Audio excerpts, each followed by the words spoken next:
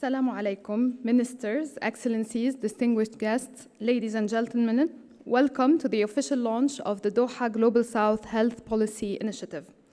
The Middle East Council on Global Affairs and the Bill and Melinda Gates Foundation, with the support of the Ministry of Foreign Affairs of Qatar, are partnering on launching a South-South platform that brings together senior public health officers from low and middle-income countries to explore solutions for the issues they face on the ground and identify targeted areas for international community support in those countries. The Doha Global South Health Policy Initiative aims to establish a collaborative dialogue and learning platform for Global South countries, providing them with an opportunity to address the challenges they face and explore implementable solutions to enhance their healthcare systems.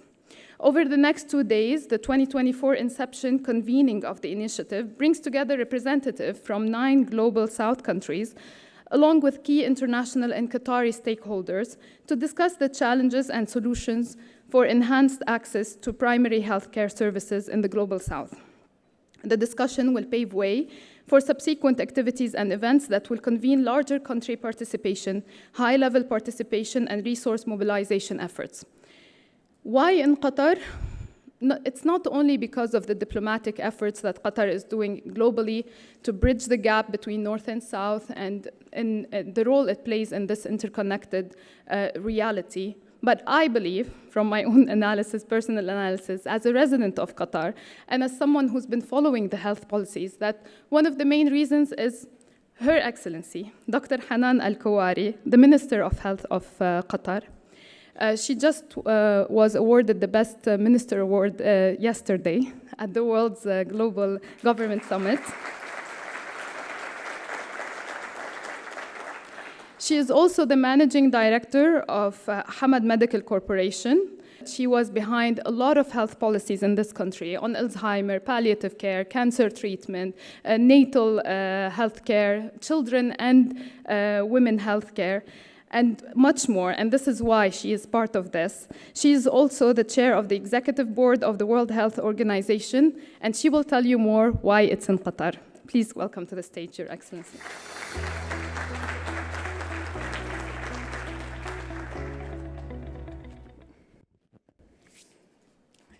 Your Excellencies, distinguished guests and delegates, Assalamu alaikum wa rahmatullahi wa barakatuh.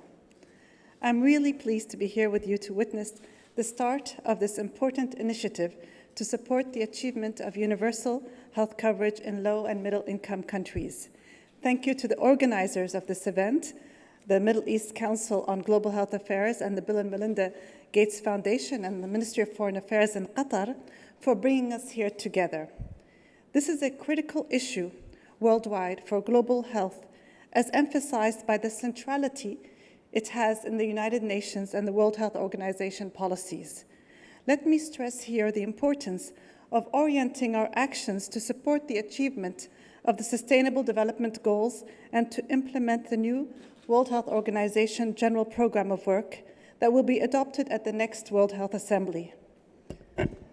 Primary health care is essential health care based on practical, scientifically sound, and socially acceptable methods and technologies. It should be universally accessible to all individuals and families in the community through their full participation and at a cost that the community and the country can afford. We know that despite major improvements over the last decades, access to primary health care, even the most basic health services, is a challenge in a number of countries. Geographical remoteness, inadequate infrastructure, and a scarcity in trained health workers all contribute to this complex reality. In some areas, the situation has been deteriorating due to the conflicts, environmental degradation, lack of resources, and poor management and direction. Primary health care is indeed the cornerstone of health systems, providing comprehensive and holistic care that addresses not only the curative aspects, but also preventative measures and health promotion. It is on this basis that we have developed and enhanced primary health care services and infrastructure in Qatar over the last decades. In doing so and focusing on prevention and early intervention, we aim at reducing the burden of disease, improving health outcomes, and enhancing the overall quality of life. Qatar's comprehensive, globally recognized network of primary healthcare services are a strong example of well-structured health systems, and our primary healthcare corporation stands ready to, through the State of Qatar's program to support low and middle-income countries, to partner with their colleagues for exchange of expertise and training. We also know that primary healthcare fosters community engagement, empowering individuals and communities to take charge of their health and well-being. It plays a crucial role in addressing health inequalities and social determinants of health, tackling the root causes of disparity in health outcomes.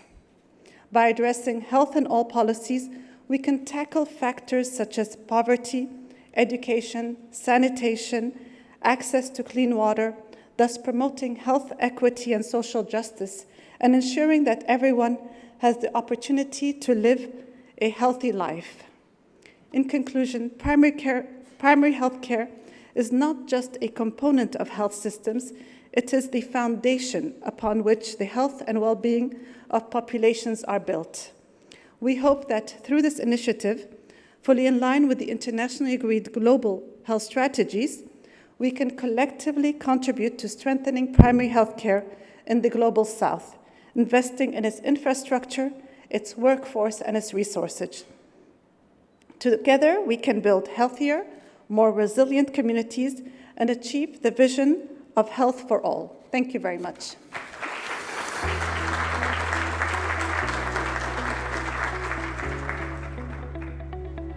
And now, for the first convening for the Doha Global South Health Policy Initiative, the Middle East Council and the Gates Foundation are organizing this high-level panel discussion on enhancing primary healthcare access in the Global South, the challenges and solutions to set up the tone for this convention and this initiative.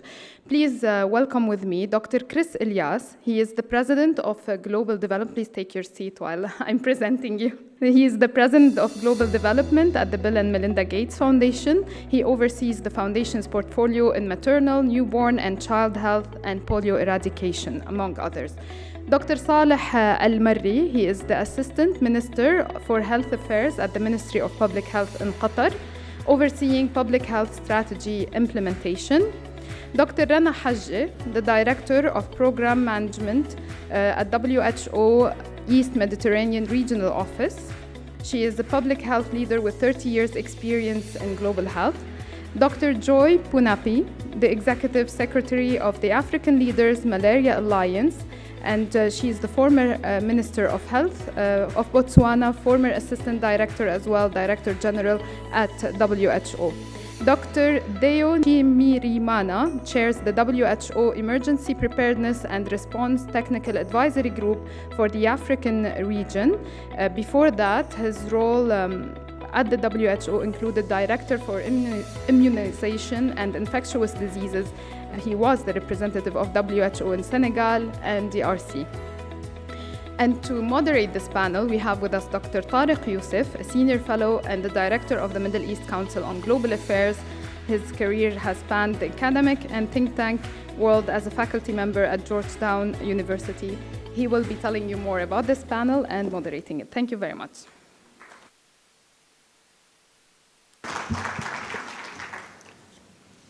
Bismillah wa salatu wa salam ala Rasulullah. Thank you, Rawa, for a very kind management. And thank you, Dr. Hanan, for honoring our presence today with the launch of the Global South Health Policy Initiative.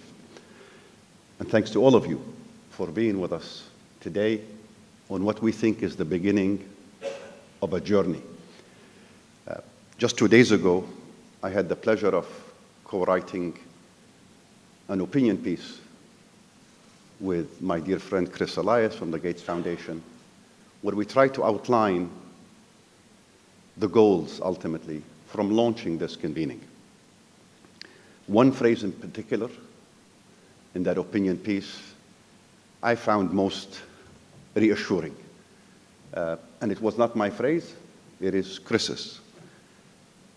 when he said, by launching this convening, focusing on the Global South, we're not just convening a meeting or bringing together a group of observers, analysts, and civil servants to discuss problems. Our ultimate goal is to start a movement that will seek to achieve a more equitable and a more inclusive and healthy world. It is precisely with this background in mind that we've gathered our esteemed panelists. I'm not a health policy specialist, but I've learned to appreciate what they do. Having observed over the last decade across many parts of the world, not only stagnation in health outcomes, but outright decline. The disparities we observe today across the world, especially in the Global South, in the health arena, are a cause for concern. They're a cause for collective thinking, and they are a motivation for us to learn from people who've been in this business for far longer than most of us. Against some of these bottlenecks and the barriers we observe, we have in mind an initiative where practitioners from around the Global South bring their experience, bring their expertise, bring actual, identifiable solutions that can be scaled up, that can be actioned, that can be funded. It's this cross-learning platform, this knowledge sharing, that we hope collectively will make this initiative different, will allow it to begin to make a difference, and will become an annual convening, inshallah, in the state of Qatar, in Doha, but with the Global South and the international community behind it in full support. Dr. Saleh, I'm going to start with you, the first question, to help shed light on these broad outlines of the problem I shared and what can be done about it. Qatar is a country in the Global South. It has made immense progress in the last decade. Primary care, but also around primary care and beyond primary care. I suppose one question, and it's a question that many of the participants have asked, what can Qatar's experience offer to the Global South? How can Qatar share in that knowledge in how you build a world-class healthcare system for countries in the Global South? Many of them are represented today. Thank you, Mr. Tariq. First of all, I'm really privileged to participate among a very esteemed colleagues. Answering the question, I think it's really a very big question to summarize in answering. But I can always start that by saying that in Qatar, we see the critical need to ensure access to health services to be able to achieve the universal health coverage SDG 3.8 target. And we think that access should cover not only the curative services, but also the preventive services, as well as the access to health promotion activities, and that is for all individuals and communities. I should say thank you to Her Excellency mentioning that primary health care is the foundation of health services. And this is really where I can quote that this was really from the strategy, National Health Strategy 1. And we have with us also Dr. Mariam, the Managing Director of Primary Healthcare Corporation. Our experience is that access to health services is critical and shouldn't be really during the normal times, but also during special situations. When I mention special situations, are these that are really bring happiness and also on the contrary. So it is something that we need to build on, to mitigate and also prepare so that we can really respond actively, but also we can recover quickly. In Qatar, we managed to secure and ensure access during large mass gathering events. Example of which is as everybody know, is the World Cup 2022. And just recently is the Asian Cup 2023, but we say 2024 because there was a kind of a delay. Or even we consider the access during the exceptional times, like COVID-19 pandemic, during which Qatar ensured access through many dimensions, but I would really specify the telemedicine, the hotlines, even the distribution of medicines at home and beyond. To secure access, there is a need to ensure, and that's for everybody to really think about. And if not already started, then we need altogether to assure that there is a need to ensure that a certain number of health activities and sectors are in place. One is planning, which is really the key to investigate needs, ensure a comprehensive approach, and help us being flexible, but more importantly is adaptable, so that we need to adapt to different evolving contexts. In addition, strong relationship or strong leadership, I would say, is essential. As Her Excellency mentioned, health and all policy, one government approach. So leadership is really essential. And it's not only one person, it's really a group of leaders who can always ensure that our decision makers are well informed to take the best actions. Well-equipped health workforce, we understand they are really the backbone of any health system, is another major element for success. So we need to ensure that our staff are well-trained and informed to be ready for any deployment or for any shift of activities like what happened during the pandemics. Tools and mechanisms are really essential and should be in place to facilitate, again, the decision-making, action, and more importantly, documentation for better access. Those are not alone and can be also adding innovative IT digital tools like software, better communication, pathways, as well as the medical records. Lastly, from our experience in Qatar, I would like to add that if we want to increase access, we need to work with individuals and communities. So we need to build trust, to ensure cooperation of communities. For that, we need to use social media to provide information like what we did and others did during COVID by providing information in multiple languages. We need also to ensure inclusion, specifically target priority groups like elderly, people with special needs, and other vulnerable groups.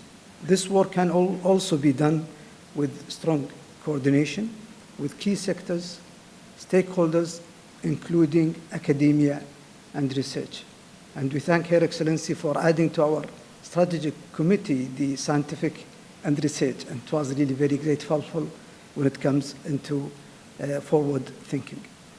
Sorry for having been a bit long, but I wanted to share our experience with my colleagues in the spirit of this Doha South Health Policy Initiative, where soft diplomacy and cooperation are cornerstones. I thank you.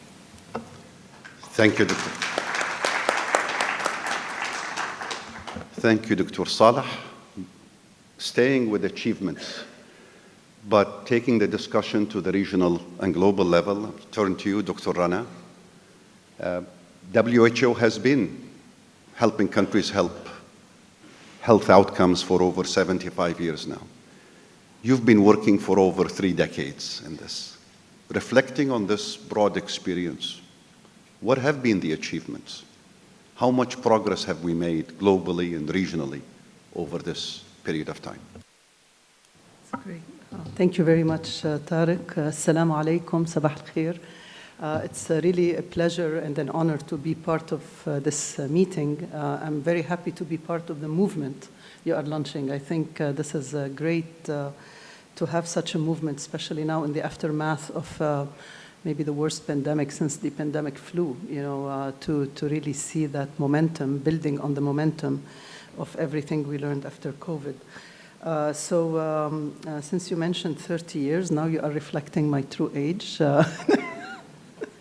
I would like to really reflect on achievements by the global health community, not just WHO, and maybe a couple of words about the role of WHO. So I think to start this meeting on a positive note, because I think there's a lot of positive things that have happened in the world over the last few decades. I think we've gone a really long way in terms of what we achieved in terms of some of the indicators of major issues like child health, women health, and others. Especially with relevance to this initiative, I would like to comment that these global initiatives matter.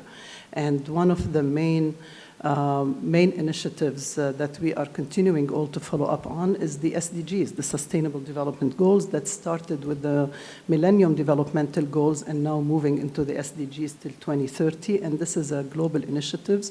Of course, all initiatives have limitations, but this has resulted in significant reduction in child mortality, significant reduction in maternal mortality, many other achievements that were part of the MDGs, not just for health, for education, for development, for others, that we are now trying to continue and build on for more sustainability with the Sustainable Development Goals.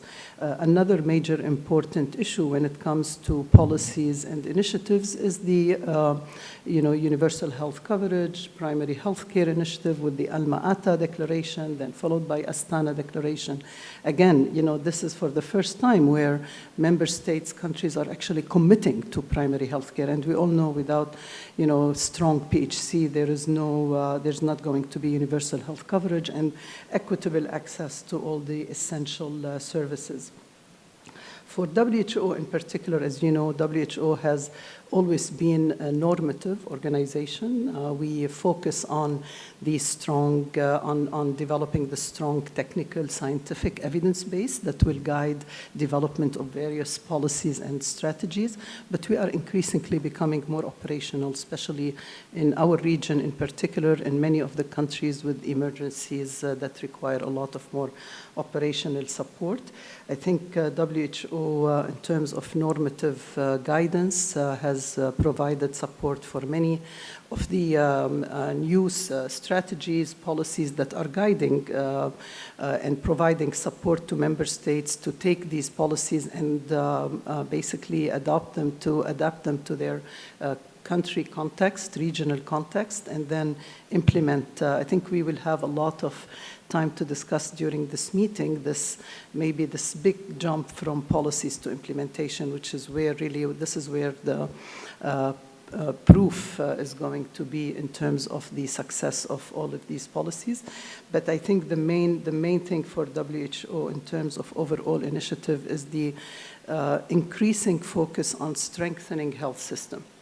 So we all know this is the main, I'm by training, I'm an infectious disease specialist, physician, and epidemiologist, but I keep saying I'm a convert to the importance of strengthening health system. Without that, we're not going to be able to really develop the platforms and the sustainable successes that we would like to see. So defining the building blocks, supporting them, supporting member states to really move ahead with strengthening their overall systems, I think is going to be our most important task for the next at least few years, so that we can meet the SDGs 30s, and very importantly also to focus on primary healthcare as the main platform for UHC, and with support already from Gates Foundation and many other partners. For example, we have been part of the disease control priority. We are now DCP3, getting ready for DCP4, which has defined the essential health packages, and now trying to support implementation in few countries with some pilot projects, and hopefully this will be much broader. So I think overall, You know, as a global community, we have done quite a bit, but especially after COVID, which was the real, I think it was the litmus test. COVID really showed us where our weaknesses were. And we need, before we forget, because we keep saying the world always goes in cycles of panic and neglect, before we forget, we need to capitalize on the lessons learned from COVID and start filling these gaps. We don't have to start from scratch. There's a lot of good things. We need to fill the gaps. We need, even for such an important initiative, I think we need to define where are the gaps that we really need to fill as a global community. And as WHO, one of our last thing to mention, one of our always key roles was convening and bringing partners together, which is great really to be here. And I thank really Her Excellencies, all Excellencies and the State of Qatar and the Gates Foundation for bringing us here together. Thank you. Thank you, Dr. Rana.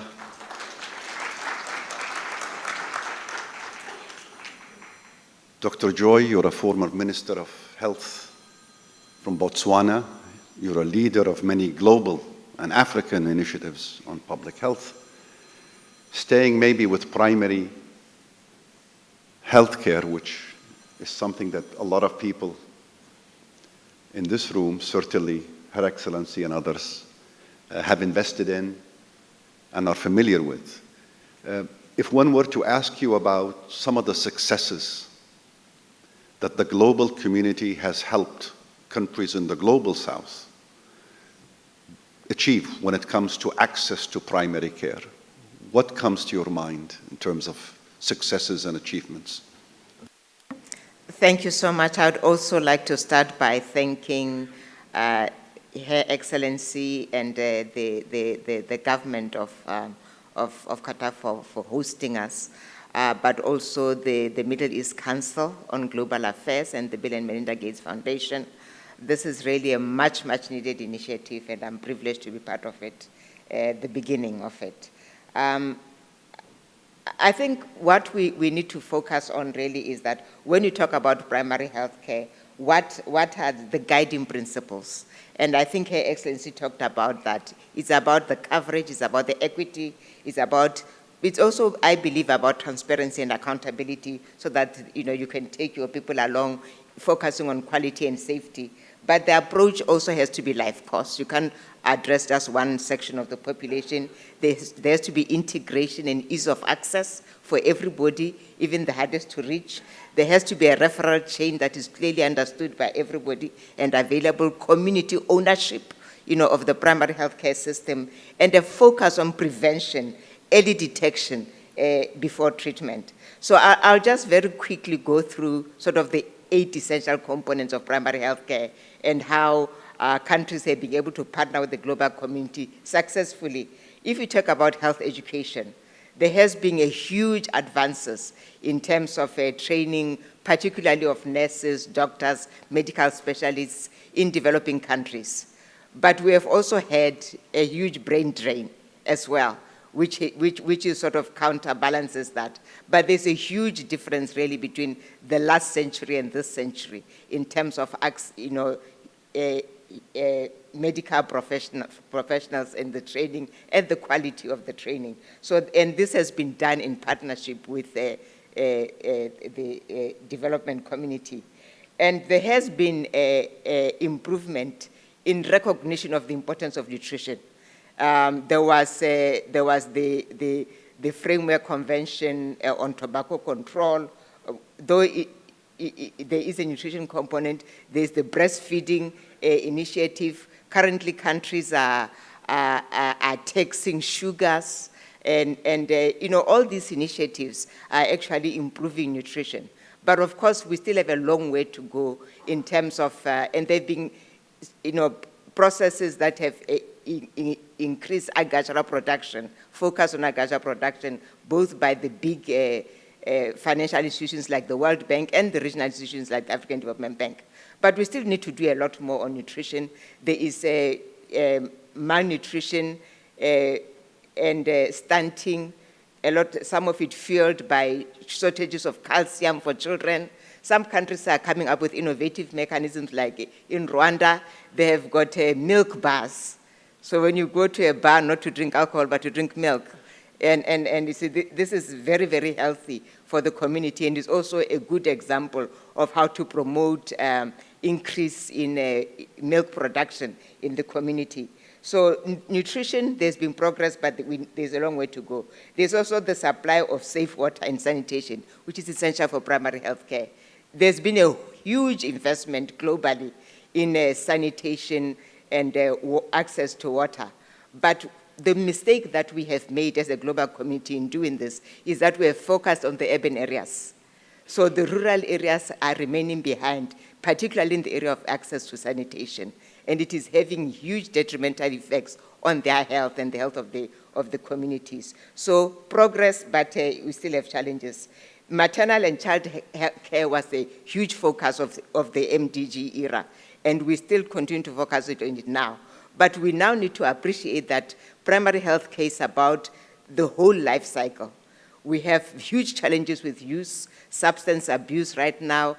We have depression, mental health problems, and we have aging populations that our primary health care has not properly catered for. So we have successful programs on one hand, even though there's a lot of improvements still to be made, but we have population cohorts that we still need to address. Immunization, there have been huge advancements in immunization. EPIs in developing countries are supported by Gavi. Gavi has come up with the innovative financing mechanisms like IFIM, etc., which has really improved access to immunization. But we still need to work on how we introduce new vaccines more rapidly. We have this HPV vaccine, which still has limited access, even with the intervention of Gavi. So we need to find a way that when these new molecules come in, like the new malaria vaccine, how we can rapidly accelerate access in developing countries, whether it is by improving, having the manufacturing plants in developing countries, or whatever mechanism that we use. So appropriate treatment of common diseases, another pillar of primary health care. We have had the Global Fund, PMI, focusing on communicable diseases. But we know that there are other communicable diseases like NTDs, which have been seriously neglected, which also need catering. And we are very happy that at COP28, a new fund was developed for NTDs. Access to essential drugs. All of these funds, like the Global Fund, Gavi, they actually make essential drugs available. But there is a challenge in terms of the supply chain. The supply chain is very, very expensive. It's unstructured, uncoordinated, and we can learn a lot from the private sector who are using blockchain to actually develop a supply chain platform which is easy to manage, but can actually take the molecule from the manufacturer right up to the mouth of the baby or to the arm of the baby much more rapidly than we are doing in the public sector. So we can learn from the private sector. So in conclusion, I think we've made a lot of progress, but there is a lot of challenge still remaining. And we have to appreciate that our population in developing countries is rising. So that means more challenges for us. Thank you.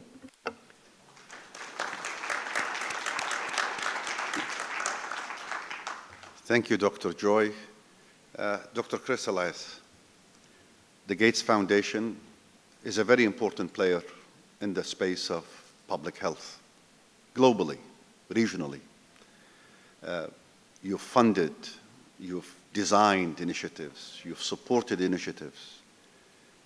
The Global South Health Policy Initiative with us is one of many efforts you've spearheaded, both financially, conceptually, intellectually.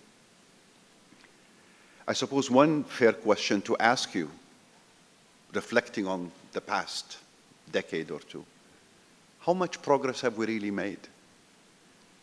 And how much there is to go in terms of achieving basic objectives that we can all agree on?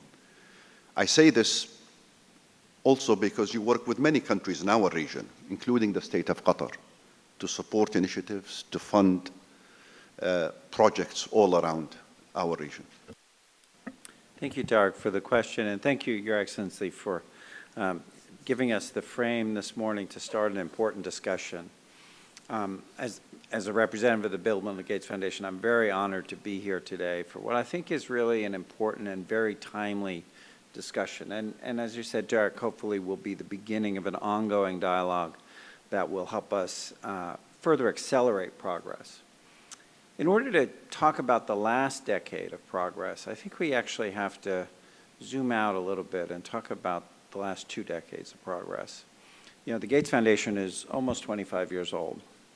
And we really entered the global health world at an important time when there was the most rapid acceleration of progress that we've seen. If you think about where the world has come in the last 20 years, it's pretty remarkable. It's actually stunning. You know, the average person lives 6 years longer than they did 20 years ago. So whether 20 years have gone by or only 14, I'm not sure. You know, we've seen tremendous ability to invent and to deliver new vaccines, as Joy mentioned, but also a range of diagnostic, therapeutic, all kinds of innovations have not only been invented, often through public-private partnership, but have been delivered through another set of creative partnerships. So the progress is amazing. Since the early 2000s, you know, I think it was the year 2000 that we had over 10 million children under the age of 5 died. And today that's only 5 million. So we've cut global child mortality in half in the last 20 years. Back in 2000, you know, the world came together, set the Millennium Development Goals, that 3 of those 8 goals were about health. New institutions were formed, the Gavi Vaccine Alliance, the Global Fund for AIDS, TB, and Malaria, to take on very specific progress, and we saw incredible progress. Unfortunately, in the last decade, we've seen that progress slow. So we're still making forward progress, but we're not moving at nearly the speed that we would need to move in order to achieve the even more ambitious Sustainable Development Goals, which were set by the global health community back in 2015. And so I think we have to ask the question, why are we slowing? You know, we've seen maternal mortality really reduction kind of stagnate just in the last 8 years. We still have over 5 million children under the age of 5 who are dying, many often from preventable diseases. And so what is it that has slowed our progress? And one of the ways I think about it is, and this is why I think this conversation today is so important, and learning from the experience here in Qatar is so important, is that I think while we were in a haste to save lives, we often did it disease by disease, and we didn't pay enough attention to the underlying primary healthcare systems that are really, as Her Excellency said, the foundation of universal health coverage. So, you know, we saved a lot of lives, you know, in the 2000s, but we're slowing, and I think we have to pay attention to that, the message, which is that we need a more comprehensive approach. We need one that is a more sustainable look at the health systems, how they're financed, how they're staffed, and how we proceed so that we can get back on track in the Sustainable Development Goals. I think as Rana said, you know, COVID was a stress test.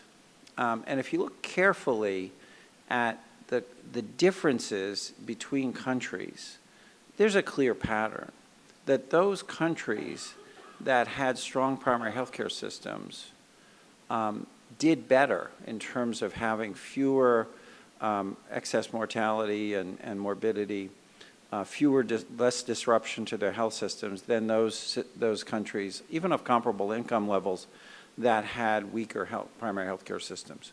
So I think the message that we have coming out of the slowing of progress and the recent learnings from COVID are that we really do need to strengthen primary healthcare systems. And I think in that regard, we have some promising new things. We have new tools that continue to be invented, often tools that will help to make the delivery of healthcare simpler. Right? At the core of the primary healthcare system are those community health workers, as Her Excellency said. And so can we get tools that enable the community health workers to do things, to deliver care that once upon a time used required very advanced degrees. So for instance, at the Gates Foundation, we're working on a whole set of new tools.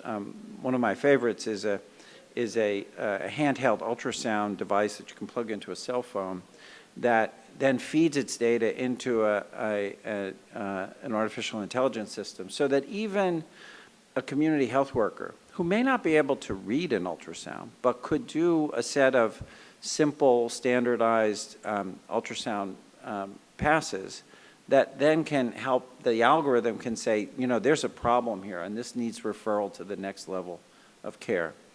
There's all kinds of tools that are coming, some of which are already available, that we need to be able to deliver through stronger primary healthcare systems. At the same time, and I think this convening on the Global South Health Policy Initiative is a good example of this, is that we have a whole new set of partnerships emerging.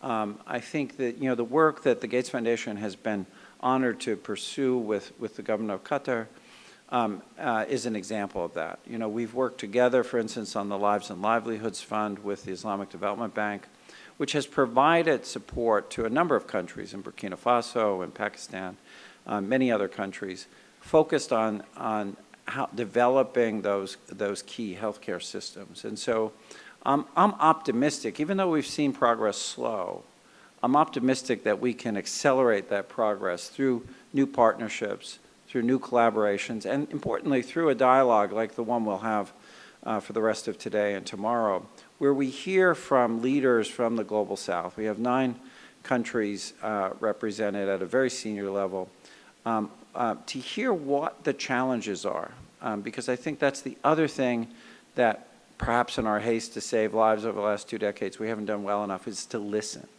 to actually hear what are the obstacles that countries are facing as they see the progress slow, and what are the solutions, the innovative approaches that they want to propose for groups like the Gates Foundation, the Middle East Council, the government of Qatar, to engage in partnerships to help bring forward into new solutions that continue that progress of saving lives. Thank you.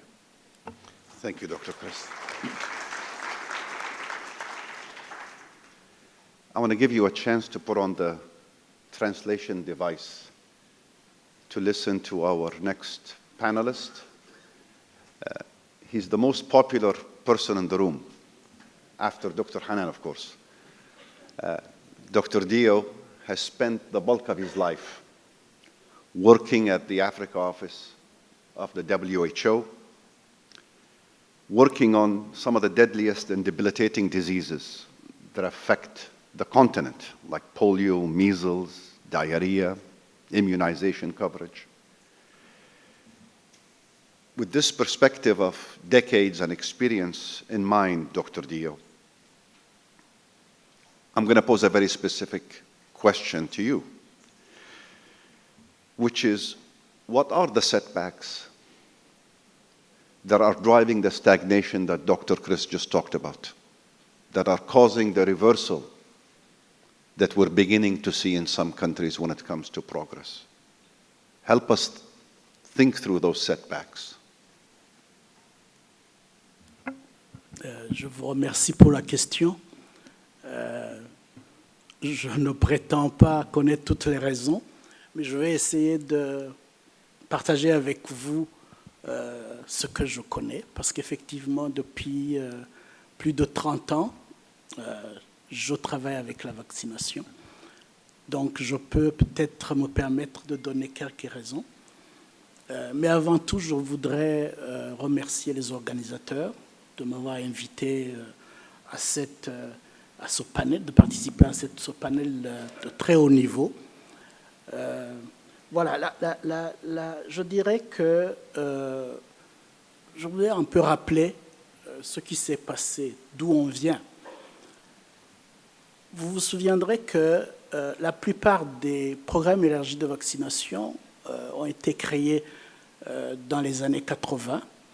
Et à cette période, il y a eu une injection massive de ressources. Et je pense que certains qui sont dans la salle, qui étaient vivants, se rappellent de James Grant, qui était le directeur exécutif de l'UNICEF, avec une décennie vraiment d'injection massive et avec l'OMS également pour l'appui technique. Et à la fin des années 80, on avait des couvertures vaccinales très élevées. Mais les années 90, la décennie des années 90, on a connu des crises économiques, une crise économique grave, des crises sociopolitiques, qui ont fait que, à la fin de la décennie, la couverture vaccinale était descendue à 53%, surtout dans la région africaine. Ce n'était pas du tout beau à voir. Mais entre-temps, vous vous souviendrez que vers les années 95, le président Mandela avait lancé l'initiative mondiale d'éradication de la polio avec Kick Polio Out of Africa.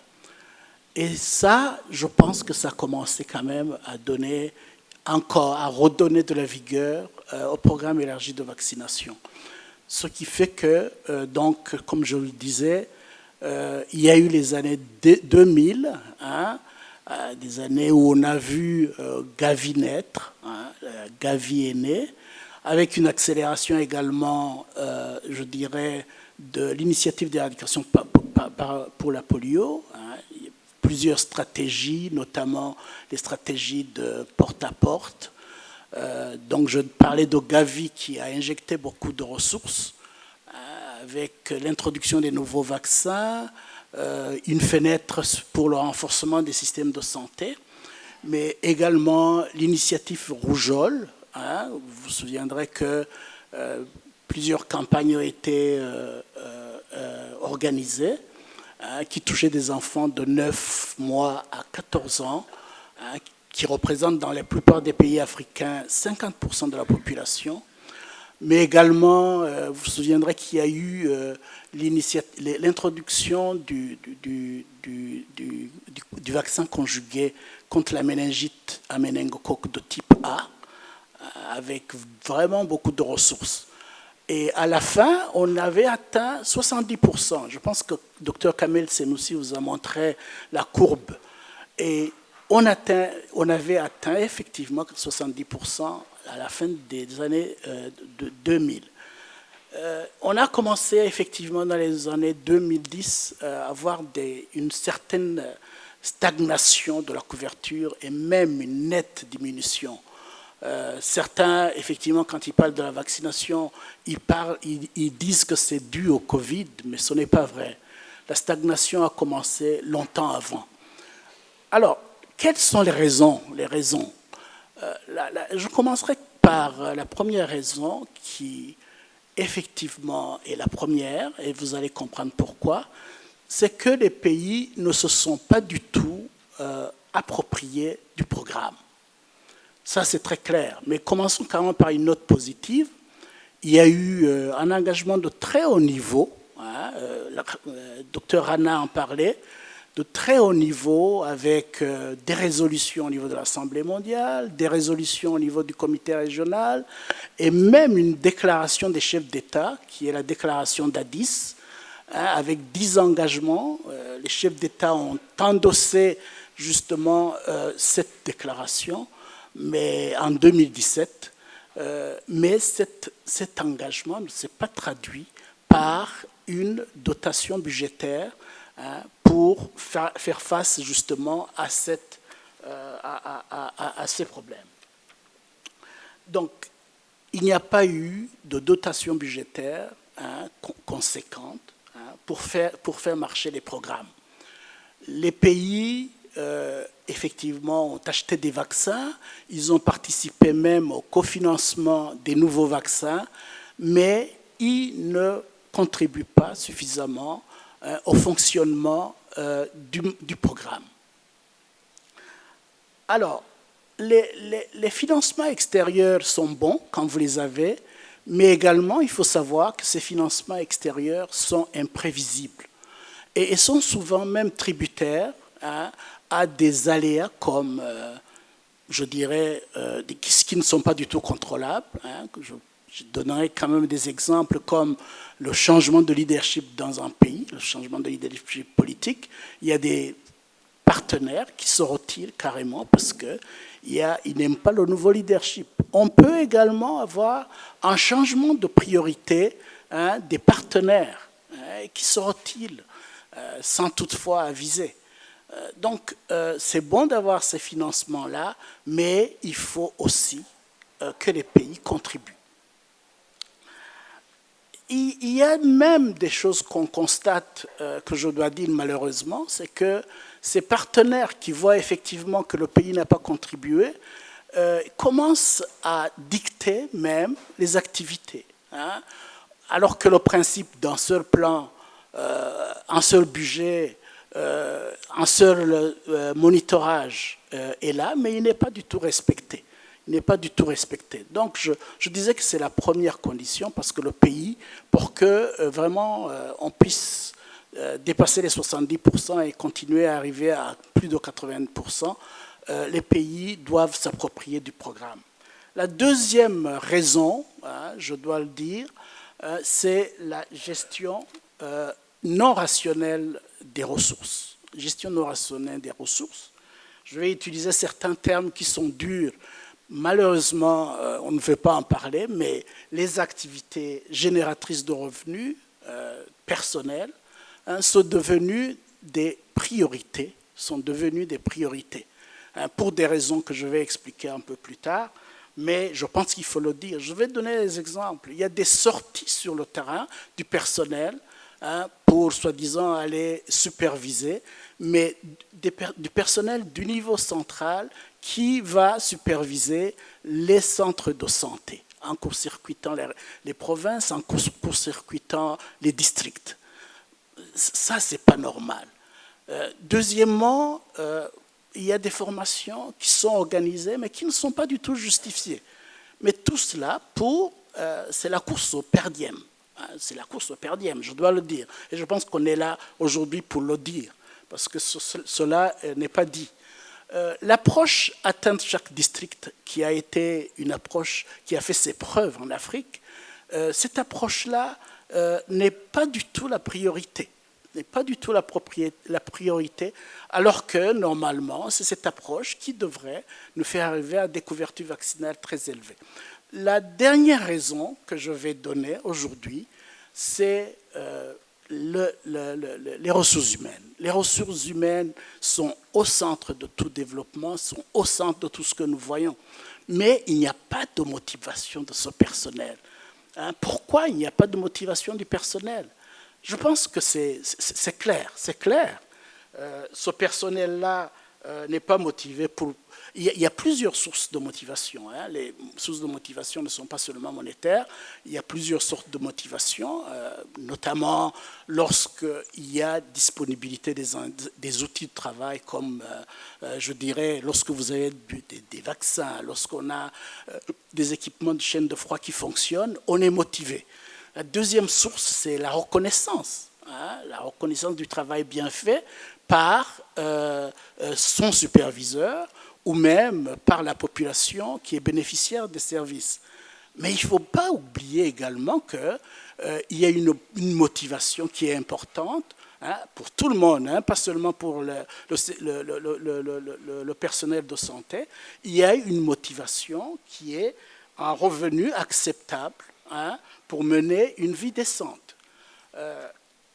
Vous conviendrez avec moi que si on n'a pas du tout le minimum pour nourrir ses enfants, si on n'a pas le minimum pour payer les frais scolaires des enfants, si on n'a pas le minimum pour payer le loyer, pour payer les médicaments lorsque votre enfant est malade, il est difficile, effectivement, de se concentrer sur le travail au niveau de la formation sanitaire qui est très exigeant.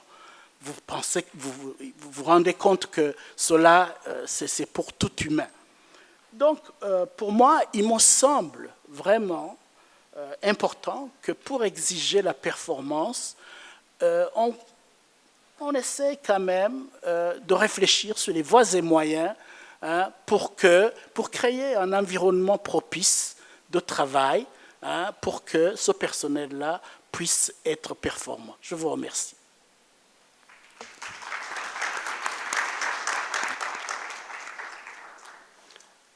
Thank you, Dr. Dio. We're back to you, Dr. Joy, right now, as we make the reverse order in answering questions. Sticking with specific examples, Dr. Joy, malaria. Malaria has been cited as one of the leading causes of the stagnation and the reversal and improvements in child mortality. What specifically can be done by the international community and countries to help reverse what is taking place now? Thank you so much. And I just think maybe I should start a little bit with explaining the severity of malaria. I mean, for colleagues who don't know. In our continent, that is in Africa, pregnant women, the bulk of whom are young women in their late teens and up to 30 years, are particularly during their first and second pregnancies, have reduced immunity to malaria and are therefore at increased risk of infection. Malaria in pregnancy has serious adverse effects on the mother, on the fetus, newborn, due to this low immunity. And parasite sequestration in the placenta, that means that infected red blood cells attach themselves to the placenta. So malaria in pregnancy increases the risk of anemia, mortality in the mother, the risk of stillbirths, intrauterine growth retardation of the baby, preterm delivery, low birth weight, anemia and mortality in newborn and in infants after they are born. And a 210 review reported that malaria in pregnancy is responsible for over 200,000 infant deaths in sub-Saharan Africa every year. It described other serious consequences on pregnancy outcomes, including increased risk of spontaneous abortion, early miscarriage, which means early miscarriage, stillbirths, preterm delivery, low birth weight, but there are long-term effects on these children. Even if the children don't die, there are long-term effects. 200,000 of them die, but the long-term effects is a growth retardation and poor cognitive outcomes, which affect them for the rest of their lives. So the challenge that we have with malaria now is that at the end of the last century, we came up with very aggressive interventions for malaria, insecticide-treated nets. The Global Fund was created, PMI came into effect, heads of state got engaged somewhere, 2009 to 2010. So there were lots of activities, and there was a huge push in the fight against malaria. But what we did, but that huge push did not address the 100% of the interventions that were required. So the coverage with essential interventions only went up to 50, 60% in a lot of countries. But even that was enough to substantially reduce the incidence of malaria. Now, what we have done since the end of the MDGs is sustain that current level of engagement. So the coverage is still not enough. So because of that, progress has stagnated. But there are other factors which have come into play. One factor is climate change, particularly in East Africa, where there's a rise in temperature, there's flooding. So flooding increases breeding sites for malaria. Another important factor is resistance. There is now resistance to the old insecticides. So new nets with an innovative new insecticides have to be used, and these are much more expensive. And our resource availability is still the same as it was before the resistance developed. So the less countries are able to cover the same population, which is really 50 to 60% of what they should be covering now with the new nets. So there's a less coverage now with the new nets because they are expensive. But there's also resistance that is coming in now to the actual treatment. which has spread from the Mekong region in the Western Pacific. And there's a mosquito which is now biting in the urban areas, which used not to be there. So there are all these complicating factors that have come in. In the meantime, there's stagnation because of all these factors, and the incidence of malaria has gone up on the continent. So this is the challenge now, that we have to find new solutions. And when we find these new solutions, introduce them rapidly. These new nets need to be introduced rapidly. The vaccine, the new vaccine, vaccines which are being introduced need to be introduced, scaled up rapidly, but there is a huge shortage of resources. But there's also room for efficiency gains. I spoke earlier on about supply chain. We lose a lot of resources due to inefficient supply chains. There's a huge intersection between pandemic preparedness in terms of surveillance, enhancing our data surveillance, and also genomic surveillance at community level. So building that capacity. Currently, under half of the countries on the continent can do genomic surveillance. We need to move that up so that there can be early detection of outbreaks of malaria in order for us to intervene early enough and protect more children's lives. The other issue is that our community health workers, who are the ones who should be out in the villages, carrying out the health messages, prevention, are in short supply. There's a serious shortage of community health workers, primarily because it is not a formal cadre within our civil service. And a lot of the community health workers are not paid.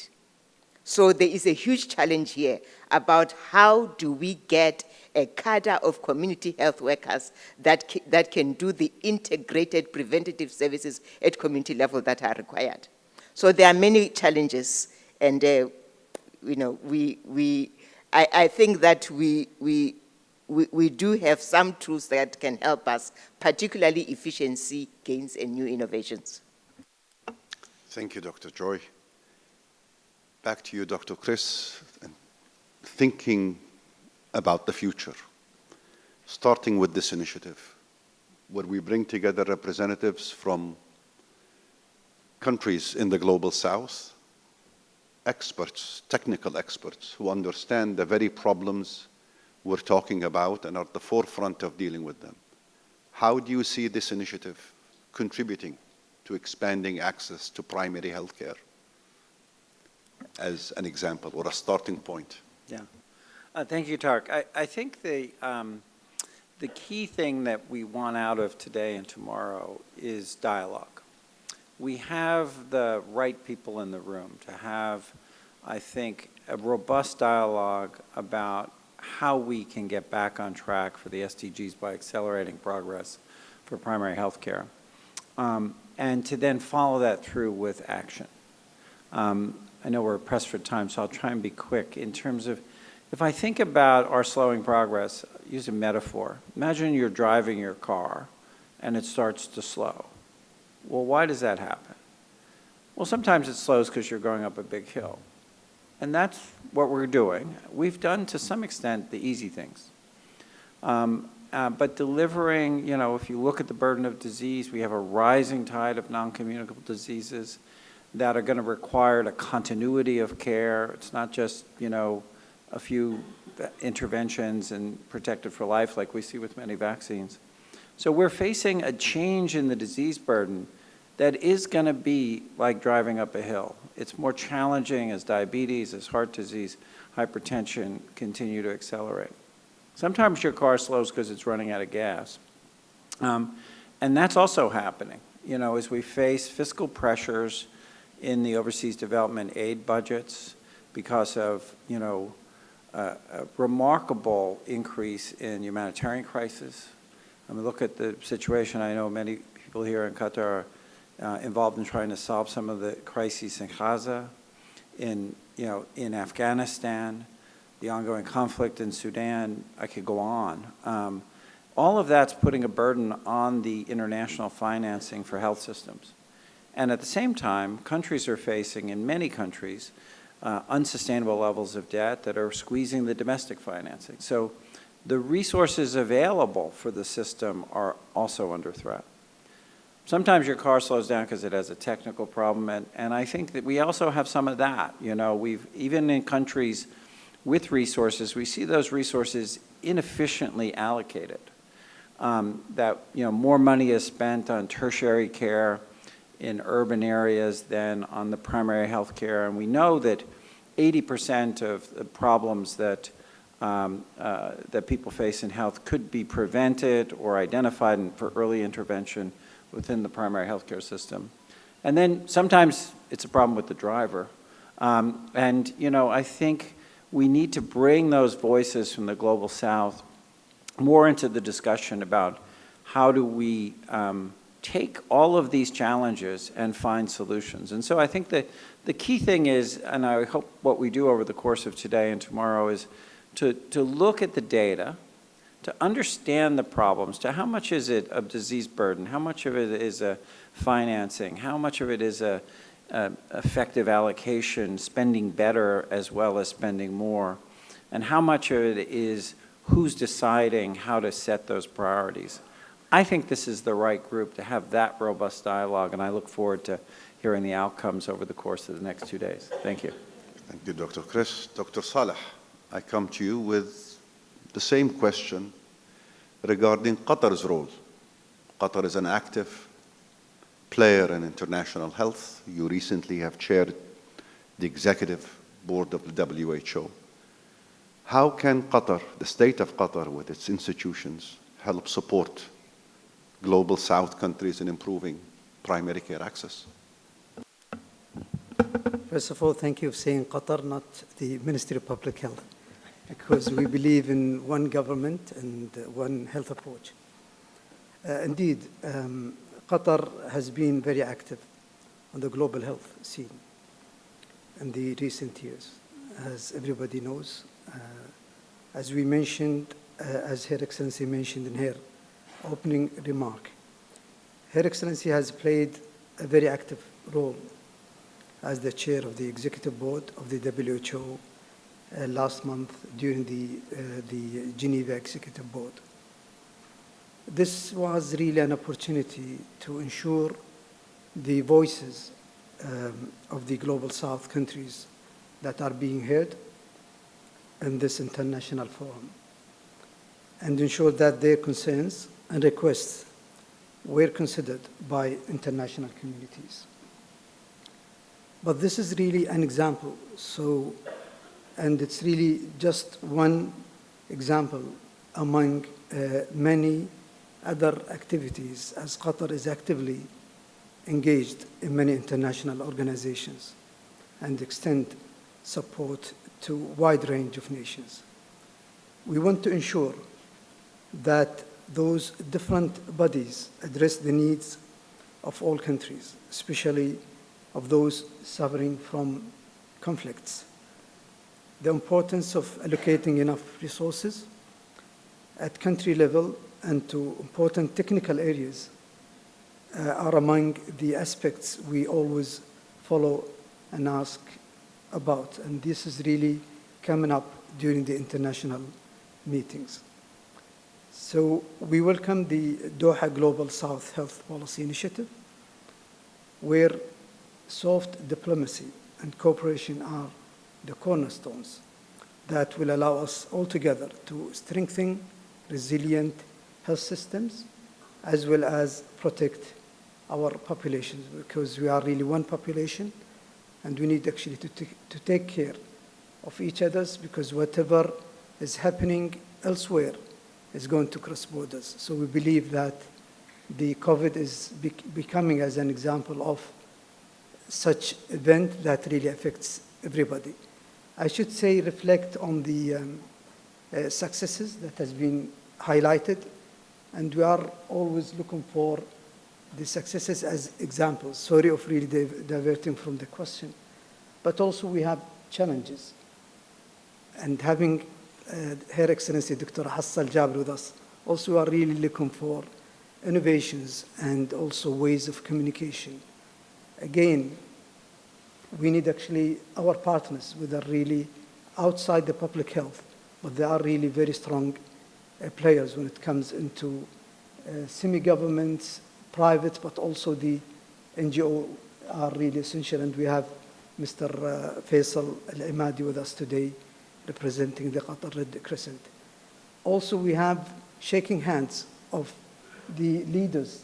As being mentioned, that's really one of the challenges, as well as financing.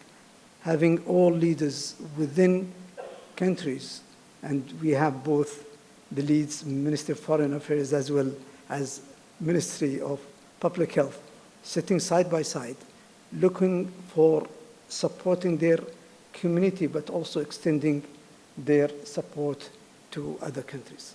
I conclude my... Thank you, Dr. Saleh. I think you spoke for all of us. Thank you. Last but not least, Dr. Rana. What would you like to hear from leaders in the Global South to help inform WHO policies, programming, and the direction of travel for all global health initiatives? How can the leaders gathered here today and the others who will be with us in the future play an active role in this?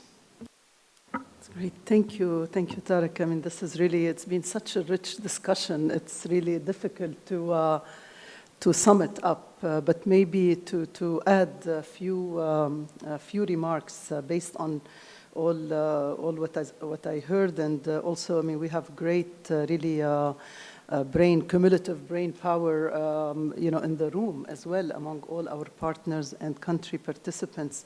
I really, maybe to kind of, I can see like a timeline almost in front of my eyes, from 2000 to 2020, which was, I think, 2 great decades where there were lots of global health initiatives, lots of innovation, lots of progress. I mean, I will be amiss if you allow me to mention, if I don't mention polio, which is very close to our hearts, but we are in really the last few, I wouldn't even say mile, even the last few steps, I hope, of polio, eradication in the region. Of course, the many diseases that were eliminated in our region, even despite emergencies and in the world, but also the many innovations. I mean, for what Joy mentioned, we have a vaccine to prevent cervical cancer. I never thought in my lifetime I will see a vaccine to prevent cancer in women. I mean, that's really a huge achievement. We have vaccines for malaria. I mean, I'm a bit biased for vaccines, but we have so many other innovations that we really need to take advantage of. But again, as Chris, I like really what the car example, Chris. I think it's something that everyone can understand. But at the end, I think we have to, moving on, we have to work for the next 10 years. I wouldn't say 20 years. The world doesn't have that patience anymore. We lost momentum during COVID. These kids who are waiting to receive these basic life-saving interventions cannot wait for us for 20 years. I would give us more 10 years maybe to catch up and accelerate. I think this is what we need to really focus on. Moving on, there are many new challenges, non-communicable diseases, climate change, a lot of challenges. But what we really need, I think, as a group to bring focus. I was looking at the title because the screen is in front of me for the last hour, and there are some very important terms in there, even if we reflect on, health is in the middle, of course, but global South, with the focusing on the problems in the South, with global partnerships, policy initiative. I like initiative because for me it introduces the idea of implementation. And of course it's in Doha. And that title by itself for me sums up a lot of issues, because Doha has been a great place for facilitating, for moderating, not just for health, really for accelerating progress, negotiation. I mean, just these 2 weeks, so much is happening in health, in politics, in education. So I think I have a lot of high hopes, and I'm sure many of us have a lot of high hopes for this initiative. But I think as, also Deo mentioned, and Dr. Saleh, at the end, this is all about the people. It's all about the people. And we need to really keep this in mind. It's about ensuring people in the most remote place in the world You know, whether it's in a small village, as you mentioned, or whether it's on top of a hill. I've been, you know, to places on the top of a hill in Yemen to give a vaccine to someone because they couldn't access it. This is what this is all about. It's about the people, but also it's about the people who are delivering, as Deo said. You know, in Arabic, I mean, Lebanese, we say always, you know, we shouldn't just build stone. We have to build people. لا نبني فقط الحجر, نبني البشر. And I think part of a big thing we should do is to the drivers. Building the people, building capacity, the health workforce needs a lot of support. So I think last but not least, as we mentioned, we're all focused on these outcomes, but as Chris mentioned, the process itself is important. And I think this initiative is offering the dialogue to really identify what is it going to take to move from policies to implementation. And this is at the end, and to have even more success stories, as Dr. Saleh said, because I think the world is ready for us to have more and more success stories, and I really strongly believe, despite the complexity, with the focus, with the partnership, with coordination, because I think it's not just about money. I really believe, of course, we always need more resources. It's about coordination. It's about every single partner coming on board with clear roles and responsibilities and continuing to stay focused on the outcomes. So thank you again all for your attention and thank you, Dr. Rana. So just in the interest of telling our friends and the audience and colleagues what we're doing in the next 2 days, we will be conducting meetings over the next 2 days behind closed doors. These are meetings where representatives from the Global South, the 9 countries represented, will be doing the presentations. They will be identifying the problems. They will be proposing the solutions. Our role is really to facilitate these discussions and see how we can collectively help through this platform, which emphasizes knowledge sharing, cross-learning, to identify and establish an agenda for the Global South, by the Global South, in shaping future health outcomes. I'm especially delighted that many of the panelists have covered the issues we wanted to address in this public session.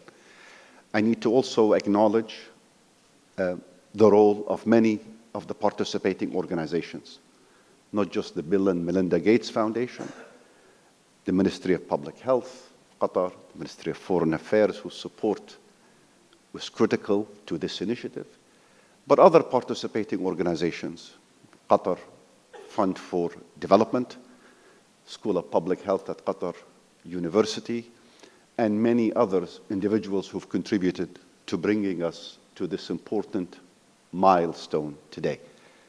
We will all be a part of this conversation, a part of this convening moving forward, a part of this annual initiative event. And as I said at the beginning, a part of this movement we're starting that will hopefully, bi-idhnillahi ta'ala, get us to where we ultimately want to go. I want to thank the panelists. I want to thank the organizations. I want to thank all of you for being with us today. And I'd like to ask you to join me in expressing your appreciation for the kind words.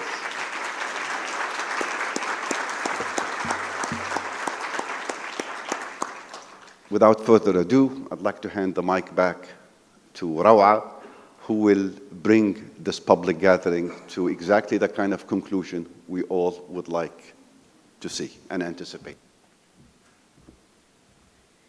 Thank you very much, Dr. Tariq, and all the panelists. Ms. Lulwa Al-Khatir, the Minister of State for International Cooperation at the Ministry of Foreign Affairs of the State of Qatar. Please welcome for the closing remarks.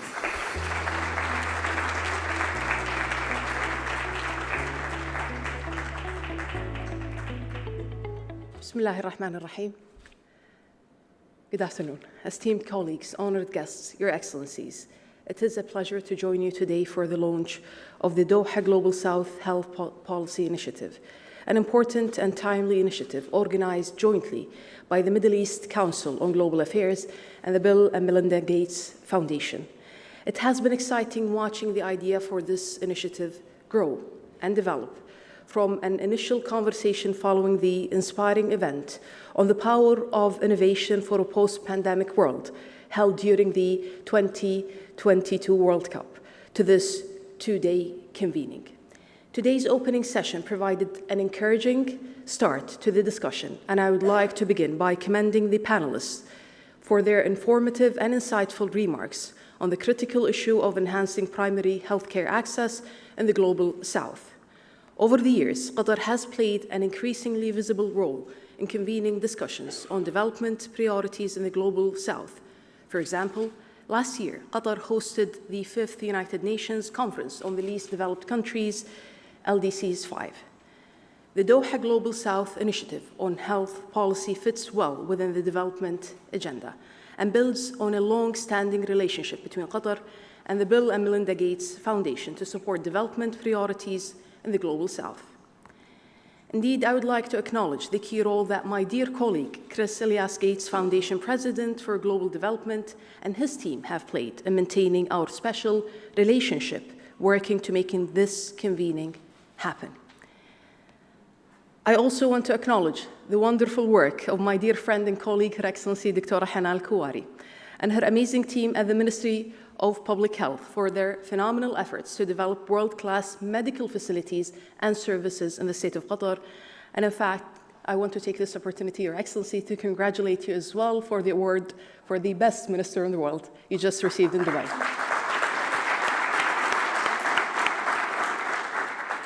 It is no coincidence that this initiative has found a warm reception and fertile ground to be established here in Doha, facilitated by Dr. Hanan's leadership on global health issues, including serving as the chair of the World Health Organization's Executive Board.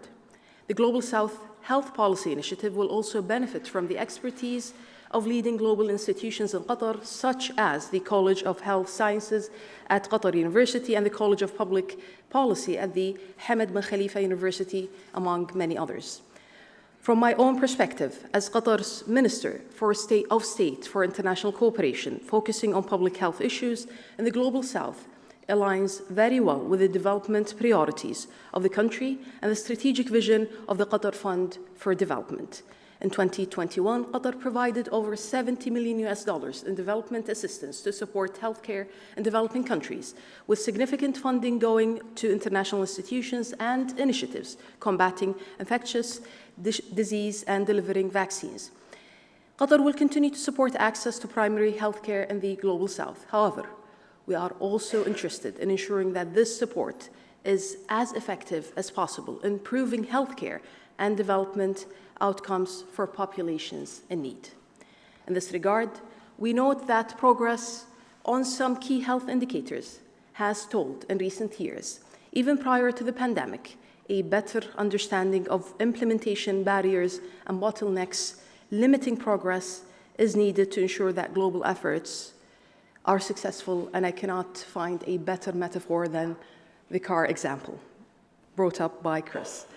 Such an understanding requires platforms to engage more openly and effectively with public health administrators and professionals from the Global South to better understand the bottlenecks that we face to develop strategies for overcoming them. We welcome our friends from the Global South to Doha to join in this convening. We wish you a fruitful and productive discussion, and I personally look forward to learning about the recommendations and insights that emerge from these discussions.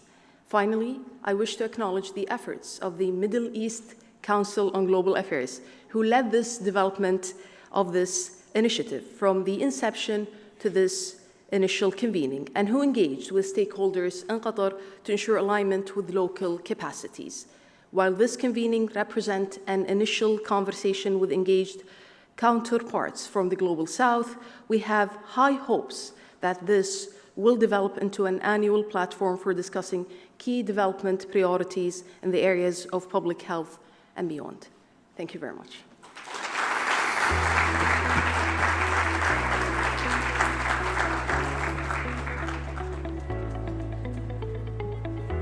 Thank you very much, Your Excellency, and thank you, our dear audience, for attending this opening ceremony. Now, I would like to invite the panelists, the ministers, and the workshop attendees to stage for a group picture. And for the rest of the audience, you can all be welcome at the reception. And we will also free the workshop attendees and the ministers just shortly after the picture. Please welcome on stage.